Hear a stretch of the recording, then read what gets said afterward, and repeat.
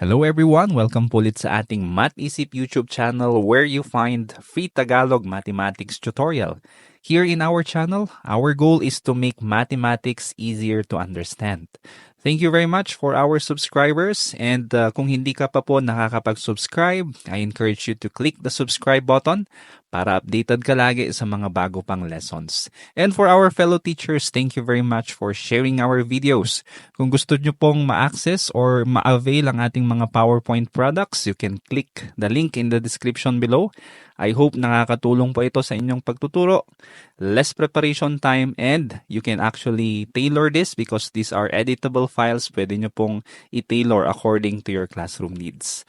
Okay, so without further ado, let's now begin with our lesson. Ang pag-aaralan po natin ngayon is all about properties of integers. Okay, ito po yung mga properties of integers natin sa baba. Iisa-isahin po natin ang mga ito. Okay, our lesson objectives for today is to simplify numerical expressions involving integers using the number properties. So ano po itong mga number properties? So these are the properties of operations on integers. So we have the first one, commutative property. Second, associative property. Next, distributive property, identity property, and inverse property. So meron pa pong ibang property, but I just chose this 5 kasi ito po yung mga magagamit nyo in the operations of integers. Alright? So bakit po kailangan natin ang mga ito? First one, it simplify mathematical expression. Mas madali po tayong mag-operate with these properties. Ano pa po? It is the foundation for advanced mathematics. Pagdating nyo po ng higher grade level, grade 8, 9, and 10, kailangan nyo po itong mga basic properties for your advanced topics. And lastly, this help with your mental calculations.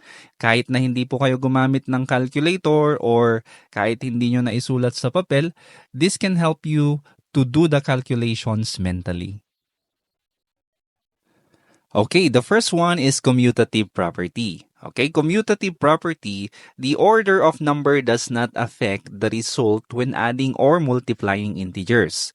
Dalawa po ito. So first is sa addition, commutative property of addition. So if we have here the form, let's say we have these numbers, no, represented by these letters or symbols. So let's say a number is A and B. Pag pinag-add po natin, A plus B, ang sagot po parehas kapag ang arrangement ay B plus A. Meaning, kahit magkabaliktad po sila, the result will always be the same. Alright? So if we have here, example, 5 plus negative 3. Nauna si 5, sumunod po si negative 3. Of course, the result is the same kapag baliktad po natin sila. If we have here negative 3 plus 5, we have here 2. Okay, parehas po ang sagot niyan. Okay, when it comes to multiplication, ganun din po. If we have here A times B, it is also equal if we just multiply B first times A. So if we have here 5 times negative 3, parehas po ang sagot niyan kapag inuna natin si negative 3. Negative 3 times 5 is negative 15. 5 times negative 3 is also negative 15. Yun po ang commutative property. Okay, next one is associative property. Here in associative property, the way integers are grouped does not affect the result of addition or multiplication. So dalawa po ulit dito. Okay, so we have associative property of addition. Una, if we have here this form, if you notice may mga parentheses na po siya, meaning may groupings. Okay, how do you read this? Ang basa po nito ay the quantity of A plus B. Okay, the quantity of A plus B because they are in one group. So let me read again. The quantity of A plus B plus C is equal to A plus the quantity of B plus C. Alright? If you notice, dito po sa first nating expression, no, ang magka-group ay si A and B. While here, on the second expression, ang magka-group naman si B plus C. Parehas lang po ito. Okay? Kahit anong groupings po, parehas lang ang lalabas. So let's have an example. We have here the quantity of negative 2 plus 3 plus 4. Okay? And parehas lang po siya kung i-regroup natin. So, si negative 2 nasa labas na po ng parenthesis. Let me read. Negative 2 plus the quantity of 3 plus 4. Okay? Let's see the answers. Una, negative 2 plus 3 is equal to 1. Okay, kung i-add natin kay 4, parehas lang din po dito. So if we have here 3 plus 4, the answer is 7. Okay, and both of this, ang final answer natin is 5. Okay, 5 parehas po dito. Okay, yun po ang associative property of addition. Now, let's go to associative property of multiplication. So here, if we have here the quantity of A times B times C, it is also equal to A times the quantity of B times C. Okay? Example, the quantity of negative 2 times 3 times 4. Parehas din po yan pag group natin si 3 and 4 muna. So, negative 2 times the quantity of 3 times 4. Okay, we have here negative 2 times 3 is negative 6. Here, we have 3 times 4. That's why it's 12. So, negative 6 times 4 is negative 24. And negative 2 times 12 is also negative 24. Alright? So, it doesn't matter kung ano po yung grouping niya. Pwede rin po, kung nagtataka kayo, for example, we have here A plus B. Pwede rin ang magka-group ay C at saka si A. So, A plus C, dito sa loob ng parenthesis, tapos nasa labas si B, parehas din po yun. Magiging pare-parehas lang po ang sagot nila. But take note lang po, ito po ay applicable lang sa addition tsaka multiplication na operations. Kapag meron na pong mga subtraction tsaka division dito, hindi na po natin may i-apply itong mga properties na ito, associative properties of addition and multiplication. Next is distributive property. Here in distributive property, a single number outside parentheses multiplies each term inside the parentheses. So ano po yung form nito? So if we have here integer A times the quantity of integer B plus C, no? Usually ang ginagawa po natin dito is inuuna natin yung nasa loob ng parentheses. Related po ito dun sa order of operations na mapapag-aralan nyo. Pero when it comes to distributive property, if we have here multiplication and yung nasa loob is addition, we can actually distribute.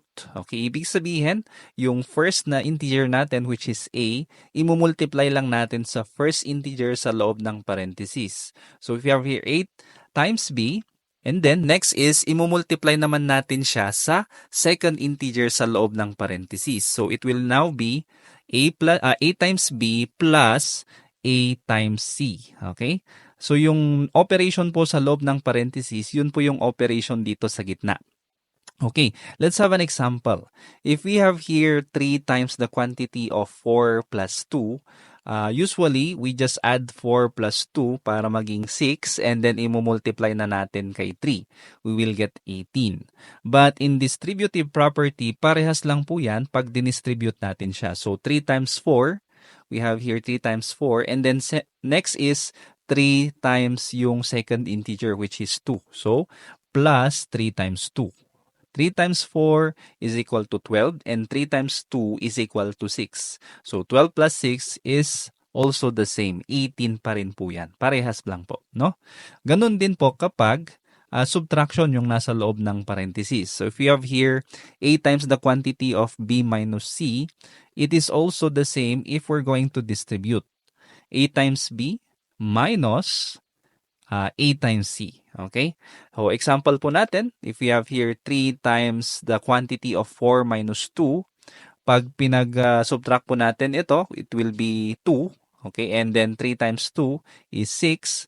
Parehas po yan pag i-apply natin yung distributive property, which is 3 times 4 muna, and then 3 times 2. Okay? Kaya po, 3 times 4 is 12, and 3 times 2 is 6. 12 minus 6 is also the same. 6 is equal to 6. Yun po ang distributive property. Okay, next is identity property. Ano naman po itong identity property? So here, adding 0 or multiplying by 1 does not change the value of an integer. For example, if we have here the form, dalawa din po ito. We have addition, identity property of addition. Meaning, if we have here integer a plus 0, the answer will always be a. Ibig sabihin, pag may integer tayo, nag-add tayo ng 0, parehas din po ang lalabas. Yung integer po na yon ang sagot natin. So, example, negative 7 plus 0, the answer is also negative 7. Okay, ganun din po sa multiplication. Paano naman po ang identity property?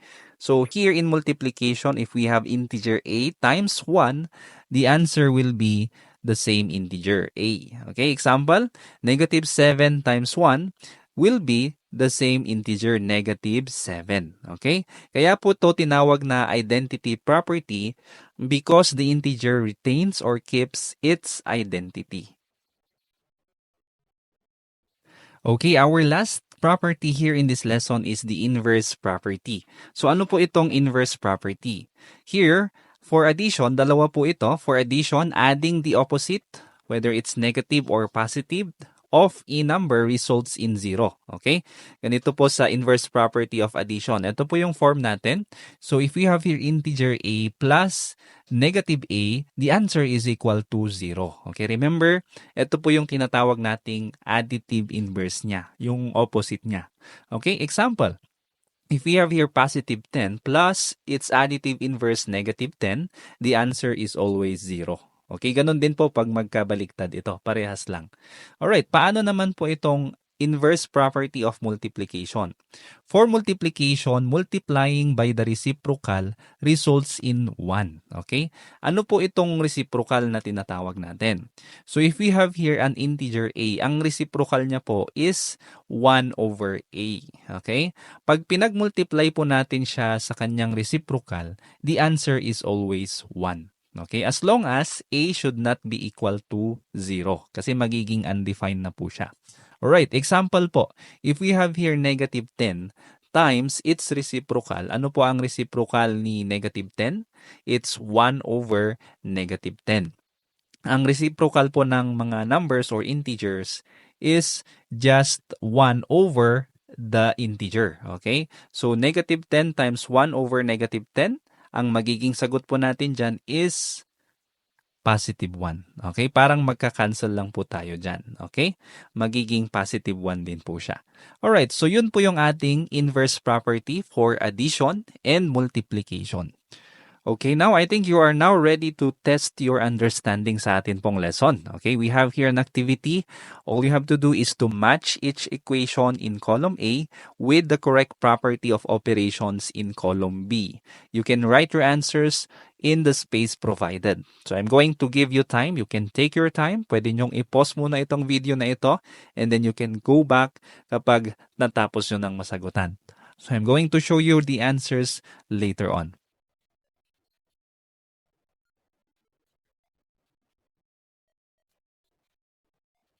Okay, I believe you are now ready to check your answers. Ito na po yung mga sagot dito. There you go. So I hope kuha nyo po yung tamang sagot. And kung meron pa po kayong hindi naintindihan, you can go back. You can always go back to the part na hindi pa po masyadong clear. Okay, I hope to see you again on the next video. Ang pag-uusapan po natin, ang pag-aaralan natin is all about the order of operations or GEMDAS. Okay, so God bless ulit. I hope to see you on the next one. See you and bye-bye. Kung meron kang natutunan sa video na ito, please click the subscribe button to support this channel para mas matulungan ulit kita sa mga susunod mo pang math lessons. Lagi mong tatandaan, ang math ay para sa lahat. At ako si Teacher Van, nagsasabing dito sa Math Isip, lamang ang nag-iisip. God bless and see you on the next video. Bye-bye.